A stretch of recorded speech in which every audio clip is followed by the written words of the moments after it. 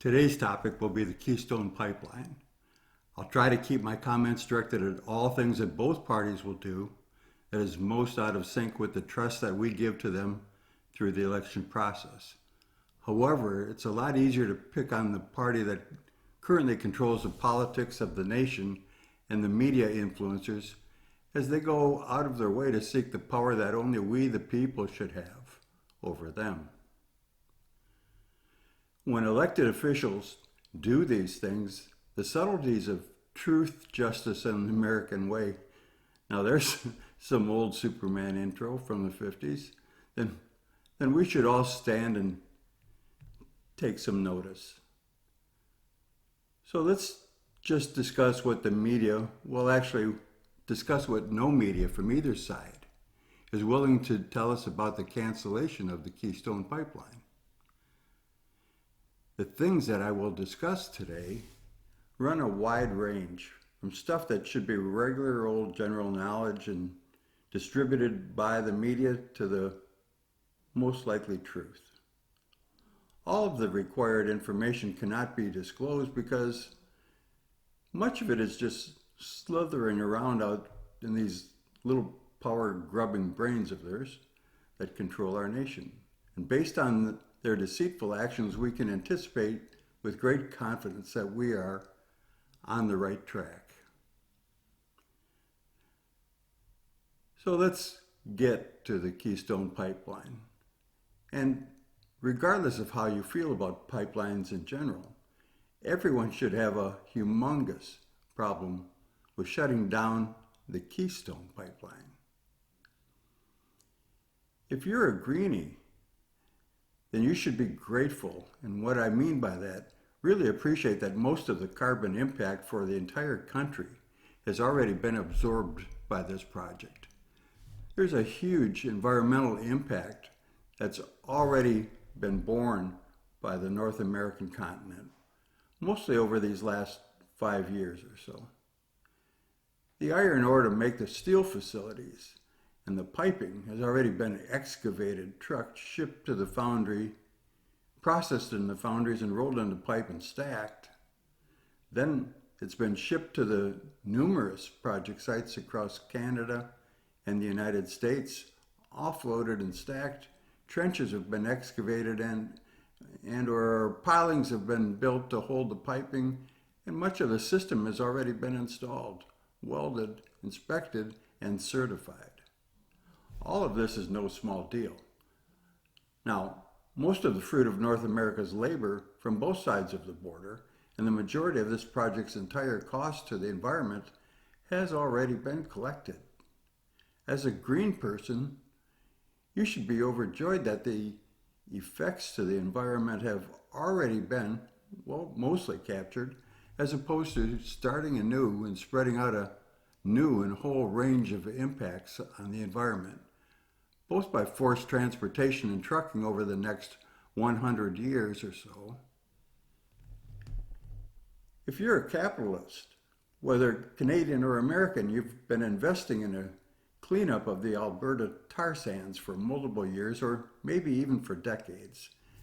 You've invested into the cost of environmental impact studies, cleanup costs, best use of any project residuals like tars and other heavy oils as a way to cover the cost of cleaning up the Alberta environment. You've recently borrowed another $1 billion to build the pipeline that will create a better future for all North American people, to not only clean the environment, but to help keep all of North America energy independent for this next 100 years. We should rejoice in this type of capitalism as it is meant to improve all of our lives as well as the environment. If you're just regular people trying to make a living, you'll rejoice in knowing that, one, we were expected to become energy independent based on the completion of this Keystone Pipeline.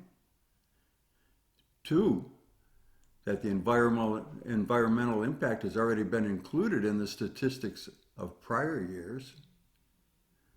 Three, that this added source of oil will help to keep down high prices at the pump. And 4, that we won't be forced to buy, ship, unload, and pipe, and read more pipelines into that, oil from the docks to processing plants at only 2 locations in the United States. These are the existing refineries that can handle thick tar products. If you're a Canadian politician, that wasn't even consulted to let them know that an American president was going to shut down their huge 30 years of investment into this environmental cleanup project in Alberta, then you should be furious. Canada will now be caught with their plate full of the continuing environmental disaster. Canada will have spent decades working with the United States presidents from both sides of the aisle to make this obvious plan work. Canada will have struggled with us to find the least obstructive path through the Americas to build this pipeline, including changing the route at least 4 times that I'm aware. They've been willing to share in the riches of this oil, which is the end product again, with their closest friend and ally, the United States. If you're an American politician, you'll notice that the far left revels at how they were able to ruin the life and liberty, not to mention the environment, of every North American citizen with just the swipe of a pen. I'll say that again, with just the swipe of a pen. The right wallows in the complete disregard that's been given to the North American citizen, the loss of energy independence, and the extreme cost to move forward in our search for oil products that are all satisfactory and local.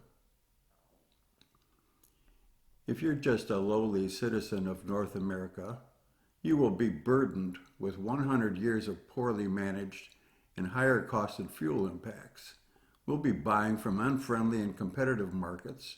We will be shipping by carbon-laden oil tankers, unloading fuels, and either trucking or shipping by rail car to a processing plant. Then, after processing their loads into fuels, the fuel supplies will still need to be either trucked or shipped by rail car to central locations around the United States. And again, before shipping to local distribution locations all across North America. And this added 100-year impact to both the environment and to the consumer will be horrific. If you're a short-sighted politician of any kind, you should be ashamed of yourself. And of anyone that agrees with the position that you've taken. Your actions against the Keystone Pipeline have been juvenile on their best days and impeachable on their worst days. Don't even get me started on all of the other drilling and fracking holds that are being placed on our nation, as they will also hurt our country in the long run. So, in summary, we partnered with Canada to help effect a cleanup of their natural environmental disaster at the tar sands in Alberta, which in return gives us the ability to finally become energy independent of all other nations. We've bought or leased all of the right-of-ways through Canada and the United States. We've completed all of the engineering, we've completed all of the environmental impact studies, and we put the funding in place to complete the project. We've harvested all of the raw iron ore, and after a trip to the foundry, it's been rolled, staged, and transported to the approved pipeline substation locations throughout both countries. Much of the pipeline has been completed, and much of the balance of the pipeline materials are waiting and ready.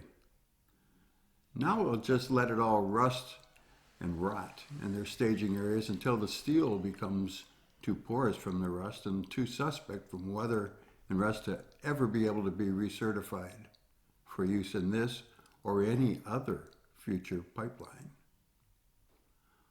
Also unfortunate for us is that once the pipeline would be running, it's a smooth and much cleaner way to remove oil than to move it by oil tanker.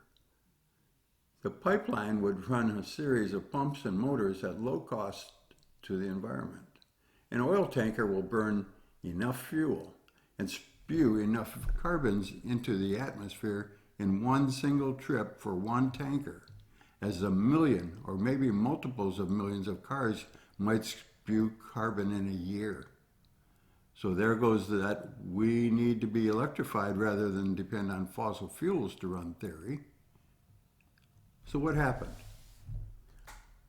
With a swipe of a pen, our president closed down the Keystone Pipeline, canceling the jobs and the economy of thousands of Americans and Canadian construction workers on the pipeline, as well as hundreds of American jobs for at least the next 5 generations, as it's over the next 100 years that the U.S. refineries will be running.